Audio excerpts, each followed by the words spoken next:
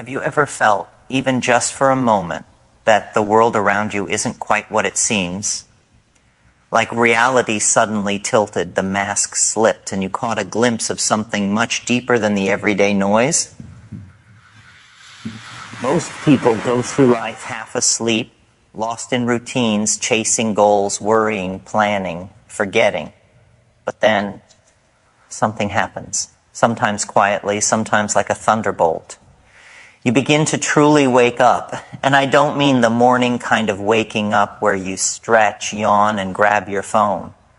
I mean when something in your consciousness stirs, stretches its wings, and whispers, "There's more here, so much more." And once that whisper enters your life, it never leaves. It follows you. It grows. It begins to change the way you see everything. Suddenly you notice that behind the ordinary, behind the predictable, behind the repeating patterns of daily existence, there's a shimmering mystery, a living pulse, a kind of cosmic intelligence that was always there, but you were too busy, too distracted, too identified with your thoughts to notice. It's thrilling, confusing, beautiful, terrifying. It's like discovering a secret door inside your own mind that opens into infinity. You feel like you're standing on the edge of something ancient and sacred, like you've just stepped behind the curtain where the universe hides its secrets. And once you've had even the smallest taste of this awakening, even a drop, you can't go back to being asleep. But here's the strange part. When this awakening begins, something very human happens, a rush, an impulse, a desperate joy. You want to tell someone, anyone, you want to say, "Look, can't you feel it? Can't you see it? Everything is connected. Everything is alive. We've been looking in the wrong direction this whole time." You want to grab people by the shoulders and shake them awake. Not because you think you're better, not because you want attention, but because it feels too extraordinary to keep inside. It feels like you've stumbled upon the secret of existence, and then reality taps you on the shoulder and humbles you. Because the moment you try to describe what happened, the moment you try to explain this shift, this awakening, people look at you with polite confusion. They nod, they smile, they say, "That's interesting," or "Wow, good for you," or worse, they quietly worry something might be wrong with you. Why? Because awakening isn't a piece of information. It's not a concept you pass like a recipe. It's not a motivational quote you can post and say, "Here, understand this." Awakening is a direct experience, raw, interior, untranslatable. It's like trying to describe the taste of fruit to someone who's never eaten. You can talk about sweetness, texture, juice, fragrance, but they won't know until they taste it. They cannot feel what you felt, see what you saw, or inhabit that shift in consciousness just because you narrate it. So one of the first surprising truths of awakening is this: you cannot share the experience itself. Not really, not in a way that transmits what actually happened. The moment you try to put it into language, something gets lost.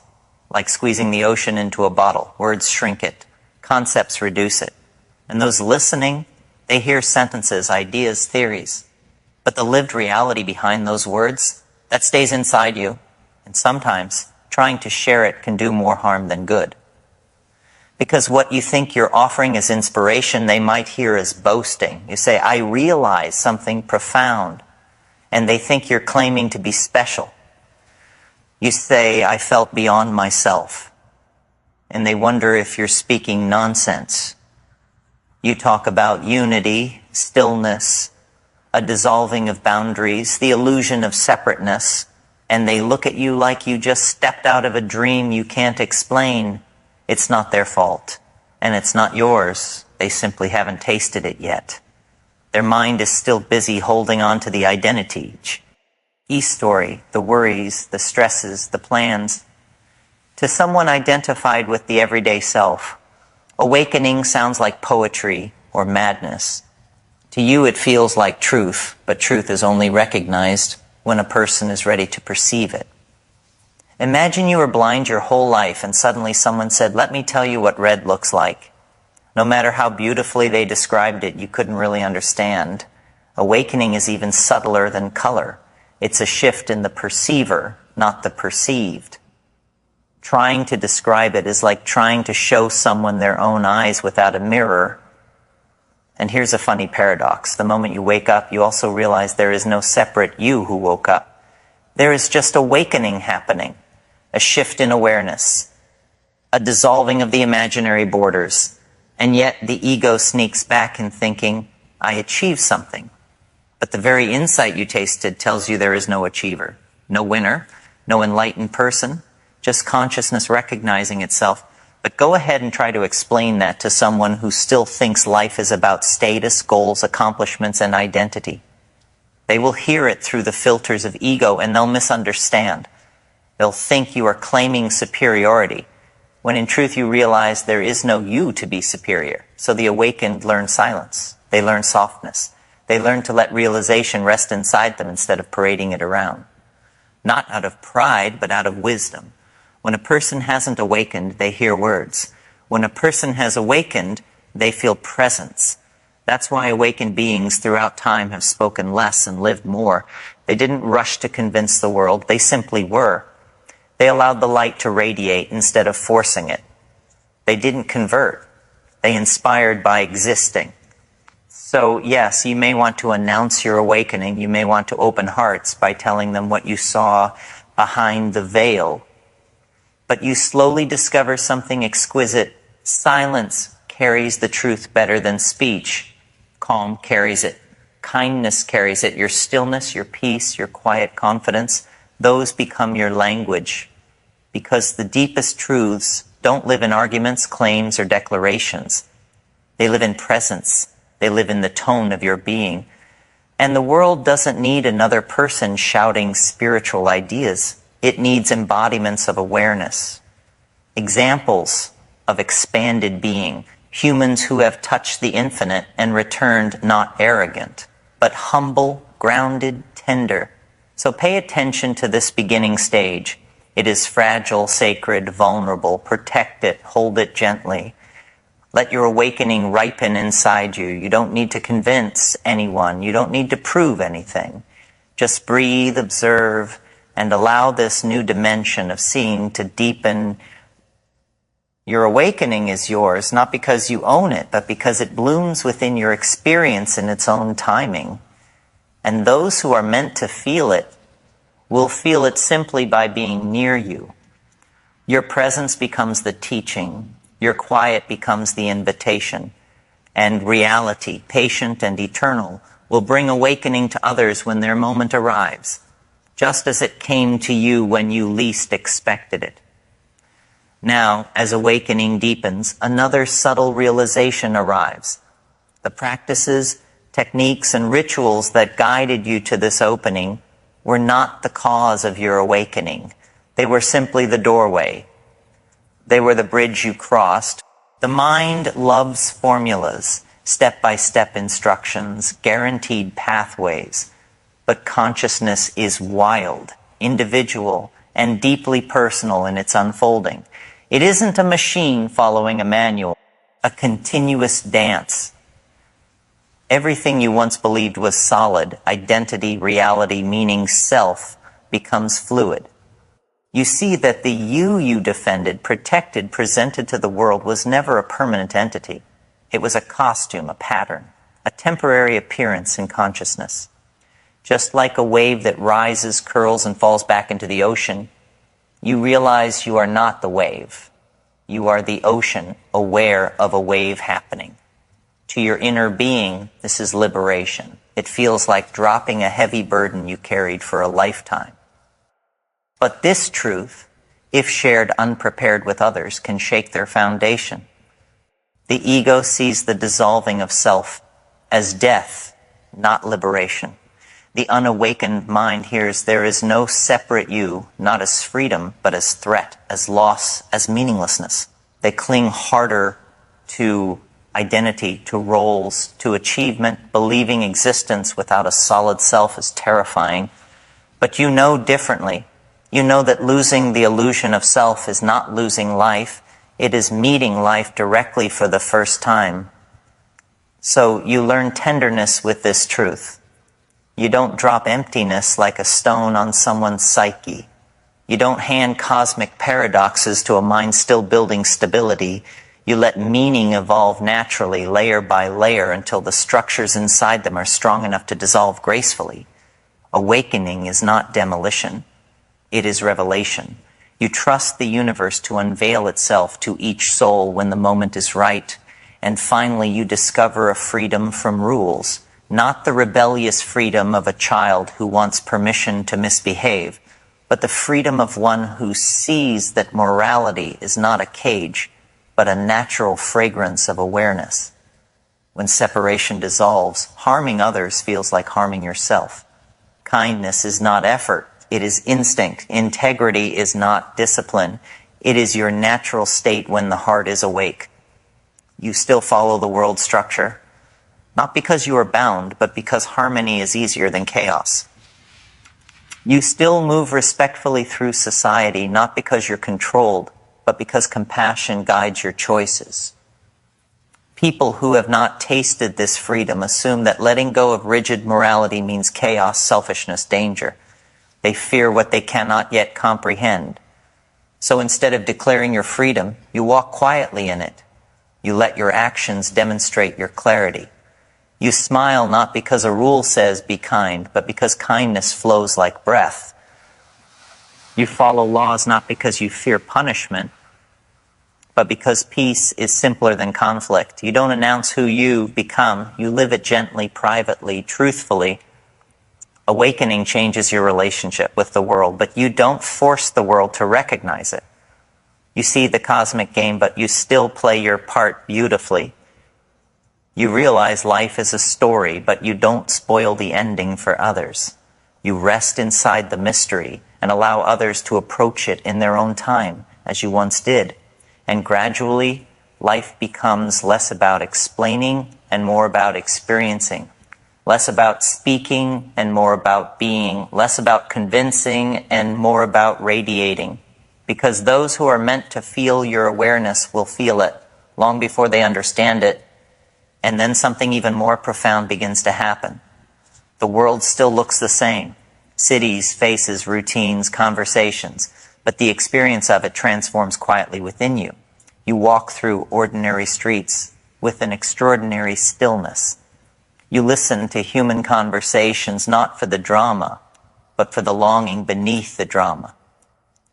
You notice how much of human life is a search for significance, a search for belonging, a search for certainty, a search for something that feels like home, and suddenly you don't judge them for it, because you remember, you searched too. You chased understanding, chased awakening, chased the next insight, the next breakthrough, the next spiritual high. You know the hunger that lives behind all humanness, striving.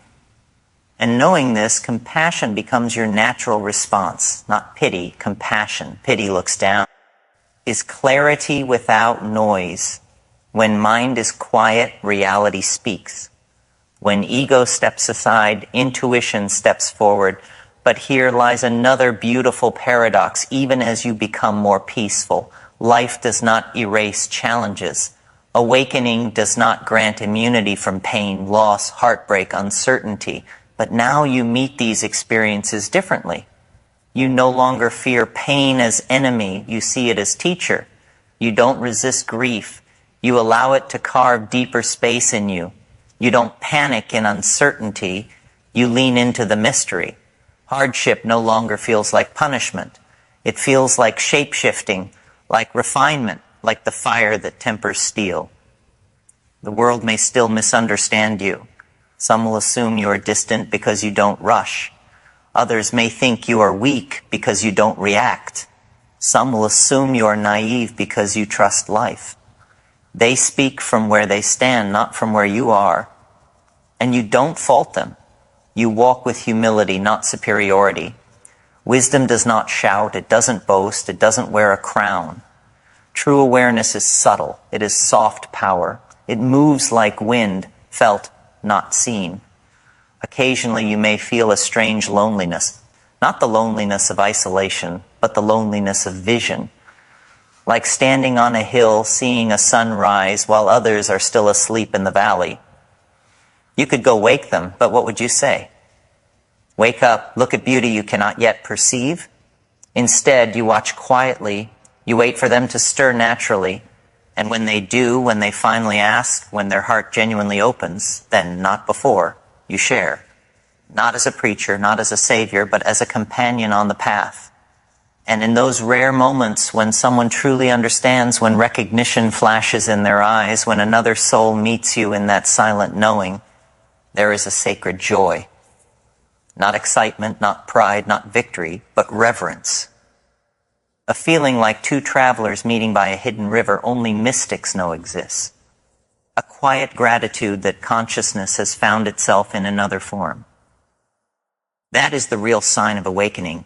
Not that you convince the world, but that sometimes quietly the universe whispers through another being, I see you. The rest no longer matters like before. Status feels shallow. Winning feels small. Arguments feel pointless. The world still plays games. You just don't wager your peace in them anymore.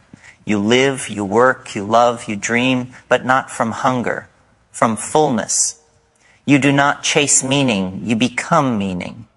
You do not seek life, you embody life. And as you continue walking through life with this deeper awareness, something else shifts quietly inside you, your relationship with time. You no longer rush against it, nor fear it slipping away. You don't obsess with the past or chase the future.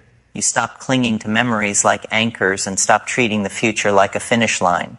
Time becomes spacious. Moments stretch.